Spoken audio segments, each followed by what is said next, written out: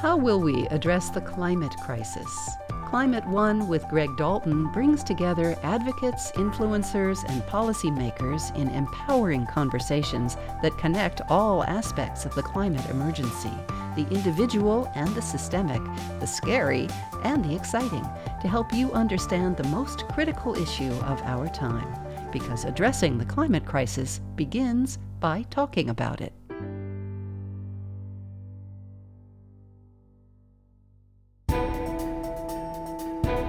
Africa is responsible for less than 4% of the planet's greenhouse gas emissions. Yet its people are already suffering some of the world's most devastating climate impacts. And as the global north looks to reduce its addiction to fossil fuels, that increasingly depends on extracting natural resources from the global south. Wanjira Mathai is Vice President and Regional Director for Africa at the World Resources Institute. She has tackled such global issues as landscape restoration, youth leadership, and sustainable development. Wanjira has also focused on the power of emotional intelligence and has repeatedly been named one of the 100 most influential African women. Sustainable development and the power of women. Today on Climate One. Africa is responsible for less than 4% of the planet's greenhouse gas emissions, while the G20 is responsible for about 80% of emissions. Yet people in poor countries are already suffering climate impacts first and worst. How do you feel when you hear that? Does it make you mad? It does. It makes me sad. It makes me mad because it is a great injustice that, just as you've put it, it really is the most important question that we must address, is that injustice. And how do we do that? And what role can empowering women play in doing that? You know, Greg, one of the things that is truly important is to acknowledge that injustice. The first thing is knowing that exactly science is so clear now that the climate is changing. It's changing because of what we are doing to it. The human impact on climate is now indisputable. And then the fact that actually with that climate change will come absolutely unbearable impacts, and those impacts will hit hardest those who have the done the least to cause this problem. Now, that in itself, if you look at a continent like Africa, where I live in Kenya, what that means for daily life is the disruption of farming, the disruption of movement of goods and services, especially when we have too much water or too little water, which is heavy rains or no rains at all. We're largely a rain-fed agricultural economy. The GDP of many parts of our world are driven by agriculture, rain-fed agriculture. So just imagine for a second the impact of not having rains at the right time, at the right place. It really does wreak havoc on food security. And that is fundamentally what we absolutely need to survive. We haven't even talked about the damage to livelihoods, businesses that are flooded out, businesses that rely on energy that is coming from hydroelectric powers. When water levels are low, you cannot run this.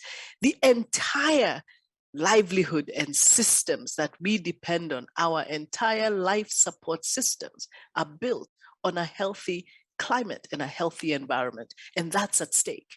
And women are at the heart of this transformation. Women drive agriculture on the continent. Women hold their communities together, their children together. We know from research, actually, Greg, that women spend close to 70% of their income on their families. The impacts are disproportionately landing on women who often fetch water, often cook over dirty cook stoves.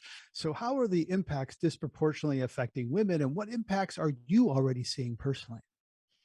Well, we have those impacts that are affecting society as a whole, impacts like infrastructure destroyed. And so we cannot have movement of goods and services, which is about trade, which is, of course, about the livelihoods of people being able to run their businesses. We have issues of lack of water, which spells havoc in a drought situation, droughts becoming famines and people going hungry. We have millions of people in the East African region at the moment hungry because rains have failed for 3-4 years in a row. And so we have absolute disasters, and that is women and children most disproportionately affected. We do have an energy crisis, and one of the things that is becoming abundantly clear now is that energy development and climate are inextricably linked. We cannot talk about climate change adaptation, the ability to bounce back from the worst of climate, if we do not deal with the ability for communities to lift themselves from poverty. Because, Greg, poverty is the greatest underlying driver of vulnerability. And that vulnerability is what causes so much loss and damage when we have the impacts of climate change. And so being able to build a level of prosperity is very much a part of building resilience. And you cannot build resilience and you cannot build prosperity if you do not have energy. So energy becomes a really important part of the climate discussion. Right. In that transition, we know that the developing countries, if they develop in the fossil intensive way that the industrialized North developed, that explodes carbon emissions. So how can that prosperity you're talking about happen in a new, cleaner way? Is it with leapfrogging technology? It's not by following the playbook of Europe and North America. Well, Greg, that's true. But here's the reality that Africa is responsible, as you said in the beginning of the program, for 4% of global emissions. Remember that 3% of those are in South Africa. So overall, Africa outside South Africa is responsible for just 1% of global emissions. We also have 600 million people who are cooking on open fires around the world. We have a majority of those here on the continent. We have poverty levels that are unacceptable for 750 million people living under the poverty line. Absolutely unacceptable. We have got to make addressing the energy situation also about addressing poverty. And addressing poverty, therefore, means we have to make available the resources for that clean energy transition. Because we know, unfortunately, Greg, there has been very little solidarity with the vulnerable countries on the renewable energy agenda. Yes, we know that that's the best way to go. Yes, we know that that would be even cheaper, but it takes a significant amount of resources to build the technology and put it in place to deliver renewable energy and sustainable energy for all. The challenge we have today is that of all renewable energy investments globally, only 2% end up in Africa. What are we saying about what Africa needs, what Africa's development needs are, what Africa's economic development needs are with respect to energy, when we only allow 2% of investments in renewable energy? Africa's agenda cannot wait. And that's why there is a discussion around what alternatives does Africa have? Because the skin in the game that most of us have is that we are faced with poverty levels that are unacceptable. But we also see very little solidarity from the North. We see very little solidarity on climate finance. We know that we've been talking about 100 billion for a long time, 2 decades, and we haven't seen it come. And so how are our governments and our leaders supposed to address the energy poverty situation? Renewable energy, yes, but who's gonna pay and when? Right. And that comes down to it. We're in an age, particularly in the United States, where taxpayers don't like to invest even in their own infrastructure and their own roads and airports, things that you think would serve the country. So what's the case to be made for why Americans or Europeans should send their tax dollars to a country, a continent that they know little about, where they will probably never travel, and it seems so far away to them? How do you make that case other than, kind of the moral obligation? What's in it for them? Because sadly, that case has to be made. Absolutely, Greg. That case has to be made, but no better case was made than with the COVID pandemic. We knew that the COVID pandemic left unaddressed everywhere would be a problem for us everywhere. And that's exactly what has happened. We would not have had the sort of mutations and variants that we have now in almost uncontrollable ways if we had made it our business, especially as the rich global north who developed this vaccine. And instead of treating it like a vaccine for the people to address this disease once and for all, they hoarded it. We know the stories of the COVAX facility, and it was absolutely scandalous what happened with that vaccine. And now what do we have? We have countries that have almost 90% vaccination rates, and we have others that are barely 10, 20% vaccination. What does that mean for the global health? It means we will continue to be confronted by variants of this disease in a way that would not have been if we had addressed it heavy on the head for all of us. This is the sort of solidarity that is called for even in climate, that we cannot address the climate crisis only in our little corners, because climate change knows no borders. We will continue to face the worst of climate. Yes, those in developing countries will be most disproportionately affected, but remember, they did not cause this problem. We are fighting a battle that was never ours to fight with tools we do not have and finance we do not have. That is a moral question, and it is still a moral question on climate. I believe for many Americans to understand that their responsibility to address their own emissions, decarbonization as an agenda for the global north is undeniable. There is no clean development pathway with fossil fuels in the north. That is, there is no pathway that allows you to do that and get to net zero by 2050. There's a lot of pathways that allow other countries to develop and become a lot more prosperous and able to sustain themselves, that allows multiple more options. And we have to give them that alternative, especially when we are not willing to finance the renewable energy transition. Right, and the atmosphere doesn't care where greenhouse gas emissions occur. It's all the same to the atmosphere.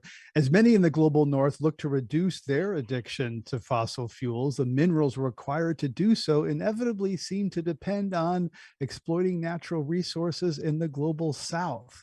70% of the world's cobalt comes from Congo. I'm haunted by images of children carrying massive sacks of ore on their backs. Yet I recently spoke to Morgan Brazilian from the Colorado School of Mines. While he agreed that his image is deeply disturbing, he suggested if those children didn't have jobs in the mines, they might starve. What's your reaction to that equation? Well, I think we have to think about it in a different way. We have to admit that the relationship, the interrelation between the North and the South with respect to natural resources has been one of exploitation. I don't think we can say that a lot of those minerals or the beef industry in the US that is driving the deforestation of the Amazon, or the green technology industry that is driving mining in the Congo, or even the palm oil plantations that are driving the cosmetic industry in Europe. These are not relationships that have been built on mutual respect and solidarity. And that's where the challenge is. I think that there should be opportunities for countries to explore. And you look at a country like Ghana and Cote d'Ivoire that produce 60% of the world's cocoa. They should be controlling a significant amount of the cocoa value chain. That's just not the case. It speaks to the nature of trade that we have today. And until those relationships are fairer, and that's why we talk about fair trade, then we cannot talk about the fact that this is what the poor children of DRC should be doing. We know that those children, we would much rather they're in schools, being educated, because the country is earning a fair income from their resources. If that was the case, I think it would be very different. This is not a choice for children to be working in the mines.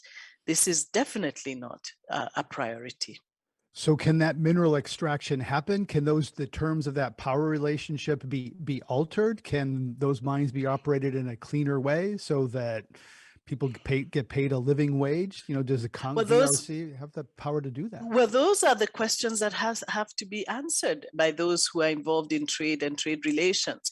And that is an important global architectural system that needs to be addressed, right? We need to look at how we trade with each other.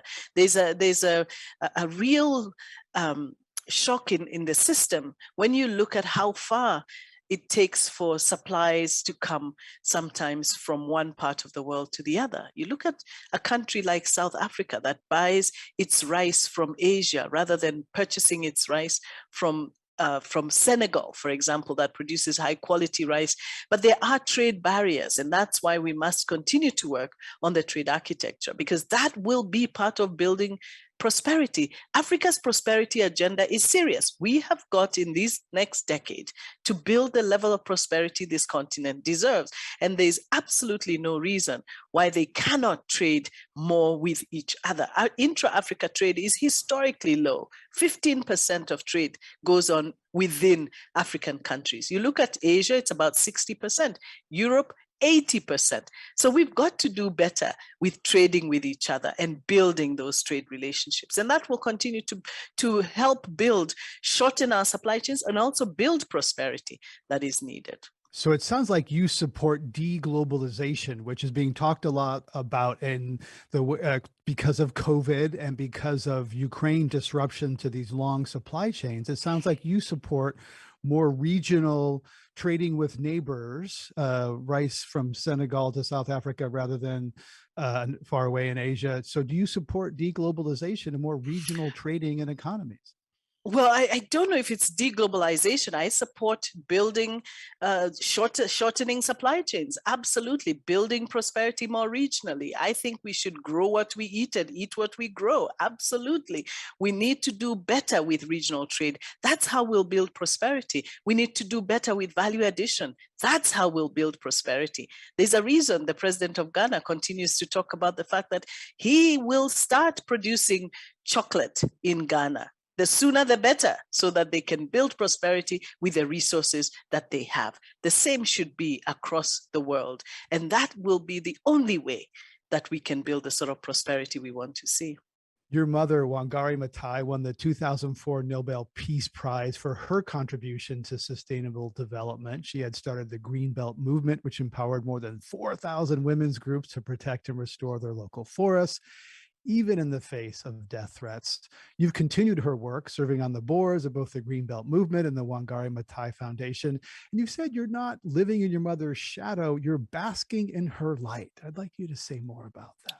Yes, I really feel like I bask in her light every day.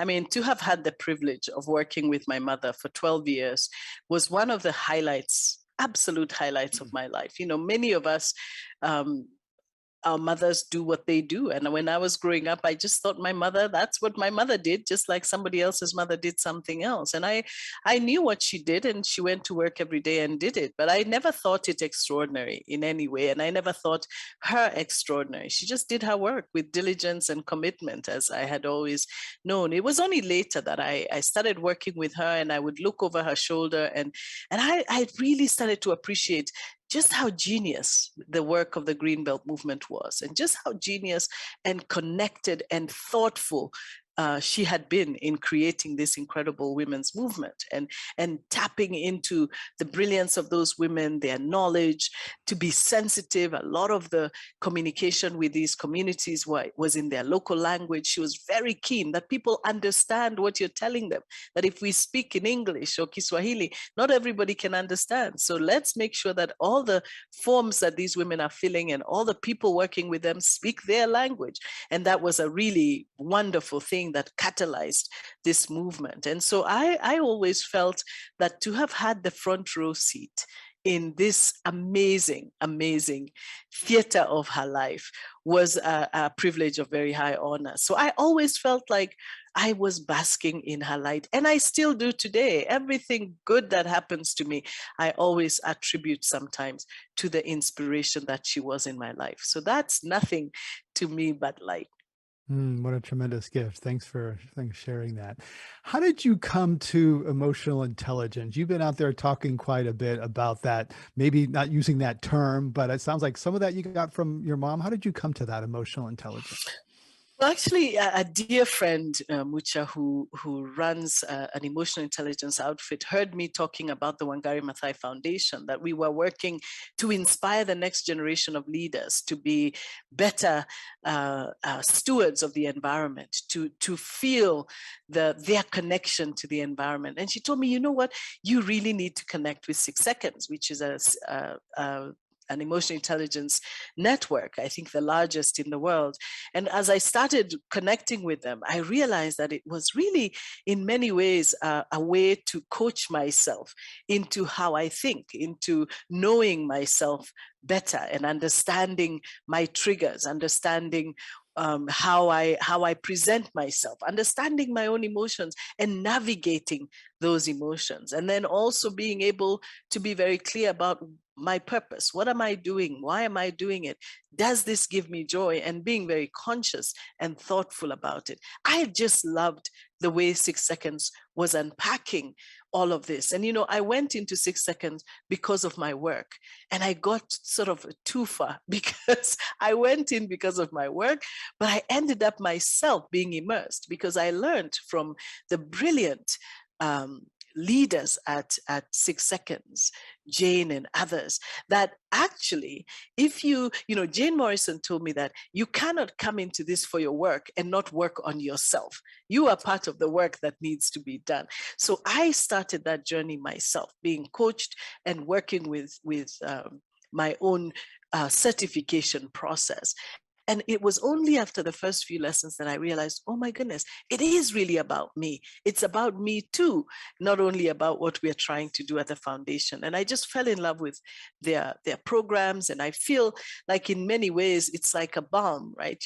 I would go there and I just inhale the wonder of how they teach, the beauty of the philosophy. And I really love the philosophy, thoughts like, no way is the way. You just, you're okay. Just try it. 1, 2, 3 pasta, just do it. Go for it.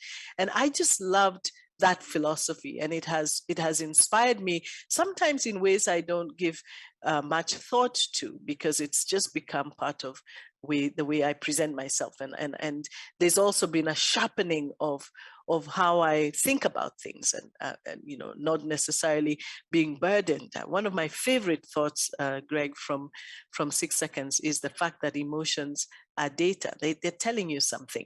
So you don't have to get anxious about it. You just have to pay attention. What is this telling me? Why is this happening? What is going on? What is going on in me that I'm having this sense of anxiety, heightened sense of anxiety? So that was, I just love it.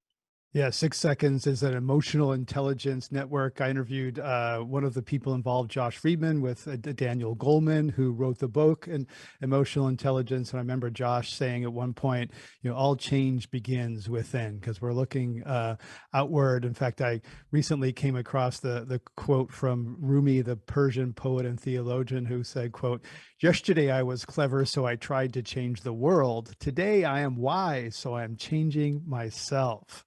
Which I think gets to what That's you're really good. That's talking really about. good. Yeah. So, with regard to climate, how do you approach changing the world and also changing yourself with respect to climate disruption? And I'll confess that I struggle with this, because I know that all change begins within, and yet the narrative of individual responsibility is one that the oil companies have propagated, because they want to turn responsibility away from them and the suppliers back on individuals. So when I say how do you sort that one out? If change begins within, how do we not fall into the trap of, oh, it's my carbon responsibility, it's my footprint's the problem, not the energy suppliers who are blocking progress? Well, I think it begins within, because the reason energy supply is blocking progress is because we are demanding it. We are the creators of that demand. We are the ones who create the demand for fossil fuels. I mean, if we shift, so the market shifts. Nothing shifts with demand like markets. I mean, when you consider the fact that COVID hit us and we stopped flying instantly, that there you go. It was there is nothing more powerful than the demand that we present as individual consumers, and that's why consumerism is such an important part of the climate solution. We have to change how we consume, and the more we learn about it, and it's hard work, of course, to shift. It's hard work for me. I'm a work in progress myself. So just trying to make the sort of shifts that we need to make, that we are so used and habituated to doing things in a certain way, taking hot baths in a certain way, not even thinking about how this water is heated that we are using. To listen to some of the European conversations right now when they're faced with this energy crisis, and to think that if you turn your heat a little bit down, just a little bit, you can save this much if we all do it. It's so fundamental, this adjustment that we all have to make. So as we wrap up here at the end, where do you go to? How do you maintain your own personal resilience and upbeat outlooks? Some of it clearly from your connection with your mother, it sounds like. What's your source of renewal and resilience when you're thinking about climate and this injustice and equity every day? I have to say, I'm so lucky to do the work that I do. I love my job, and I love the work that the World Resources Institute does at the intersection of just about every issue I care about. You have food, forests, water, energy, cities, and how we move around cities. So sometimes I feel like at work, I'm working on my passion, I'm working on my purpose, and I'm just so grateful that work gives me the energy that it does. I don't feel drained by work, I feel energized by work. And in fact, I feel like I need to stop sometimes to do to do other things. And I must say, my family, I have two wonderful daughters, my husband and I do, and just spending time with them, and just being on a no, just chilling out, as my youngest one likes to say, is really just really energizing and wonderful. It just reminds you that this is what it's about. Thank you very much for sharing that. Wanjira Mathai is Managing Director for Africa and Global Partnerships at the World Resources Institute. It's been a pleasure and an honor, Wanjira. Thank you so much for coming on Climate One.